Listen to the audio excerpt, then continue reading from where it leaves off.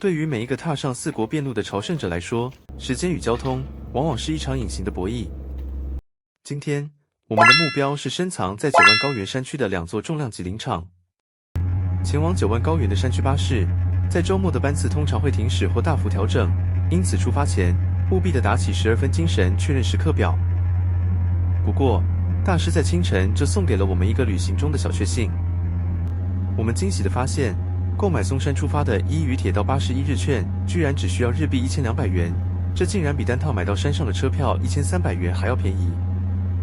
這種意料之外的划算，在瞬間就消解了我們大清早起床搭車的疲憊。烏雲在瞬間散去，留下的是被雨水洗滌過後無比清新的空氣，以及涼爽宜人的絕佳健行氣候。聽着身旁潺潺的溪水聲，望向遠方點綴在翠綠山林間的粉嫩櫻花，我們背好背包，正式踏入這座被遍路者敬畏地稱為一嶼難所的神聖山域。帶着無比感恩的心情，我們正式跨入第45號林場海岸山護國院嚴烏寺。這是一座只要親眼見過，就絕對終生難忘的奇幻古剎。當它穿過參天巨木林，終於映入眼簾的那一刻，我們所有人的靈魂都被眼前的景象深深地被震懾了。這座宏偉的廟堂並非建在平坦的地面上，而是以一種近乎神蹟、不可思議的姿態，死死地鑲嵌在幾近垂直、拔地而起的巨幅奇岩絕壁之中。嚴烏寺自古以來就是著名的山岳修行聖地。岩壁上布滿了因千萬年風化而形成的奇異孔洞，整座寺院與大自然完美的揉為一體，散發出一種令人屏息的雄渾與肅穆。看着那險峻的地勢，不難想象昔日苦行僧們在此精進修行與孤獨對抗的艱辛。而對我們來說，要抵達本堂參拜，眼前那266級陡峭、布滿青苔的石階，僅僅是這場肉體修行前的一段小前奏。完成了本堂的參拜，嚴烏寺最驚心動魄、真正考驗靈魂的極限試煉才正要開始。那是隱藏在本堂後方、攀爬通往法華仙人堂基的木梯。相傳在弘法大師開山之前，曾有一位來自中國的法華仙人在此苦修，他修了不可思議的法華三昧神通力，能自由飛騰。後來他被大師的佛法感召，皈依了大師，並獻出了這整座神山。這座通往仙人洞窟的古老木梯，幾乎是毫無坡度地垂直貼在冰冷的岩壁上。往上爬的時候，你必須拋開所有的雜念，手腳並用。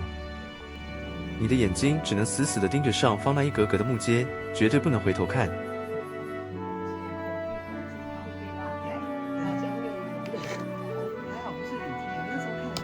而下山時，那種恐懼感更是被放大了數倍。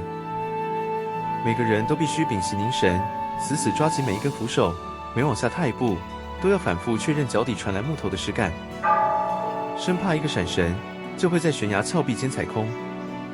這已經不僅僅是體力的極限挑戰，更是對膽識與心境的最高考驗。在這段驚險的垂直攀爬中，每一步都是實實在在的修行磨練。它逼着朝聖者在極度的緊張中去體悟一個真理，那就是步步為營，專注當下。當你只專注於眼前的這一小步，恐懼自然就消失了。結束了嚴烏寺的絕壁驚魂，我們順着幽靜的山徑下挖公路，準備前往下一站，標高579公尺的第44號林場尖生山大覺院大寶寺。這兩座寺院相隔11公里，走在古道上，大約需要3個多小時的徒步時間。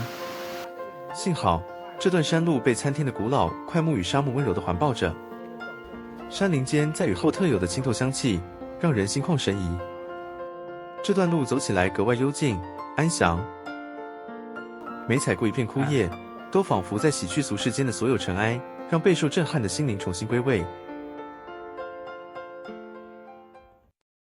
當我們終於來到大寶寺的入口時，最先映入眼簾、狠狠抓住所有人目光的，是人王門上懸掛着的一對碩大無比的巨型草鞋。在四國遍路文化中，這種巨型草鞋象徵着人王護法的力大無窮，有着守護與除惡的神聖含義，更是無數徒步朝聖者祈求腿腳健壯、旅途平安的信仰寄托。大寶寺在全四國88處林場中，有着一個極其特殊，甚至可以說是全行程最具里程碑意義的歷史定位，因為它被遍路者尊稱為中札所。這意味着，當你在這裡完成納經的那一刻，你在地圖上已經正式來到了這趟長達1200公里遍路旅程的正中間點。此外，大寶寺的本堂更是整個愛媛縣內現存最古老的木造建築。站在這座歷經無數風雨的古剎前，聆聽着風吹過樹梢的沙沙聲，我們原本因為挑戰一語難所而緊繃、痠痛的雙腿，似乎也在這一刻放鬆了下來。我們的心境跟着沉澱下來，心中升起了一種無法言喻的、圓滿了一半旅程的踏實感與自豪。結束了9萬高原的2座重量級寺院，我們搭乘巴士返回溫暖的松山市區。雙腿那陣陣傳來的強烈痠痛，無時無刻不在提醒着我們，今天的一語難所絕對是名不虛傳。然而，大寶寺的這份朱印，意味着我們的4國遍路已經正式跨越了中線。前半段的考驗，我們咬牙走過了；後半段的風景，我們將更有勇氣去迎戰。人生即遍路，不論眼前的路有多陡，只要專注於當下的每一步，不知不覺中，你已經走過了一半的旅程。我是阿舍，謝謝你陪我們走過這段驚險又圓滿的9萬高原長征。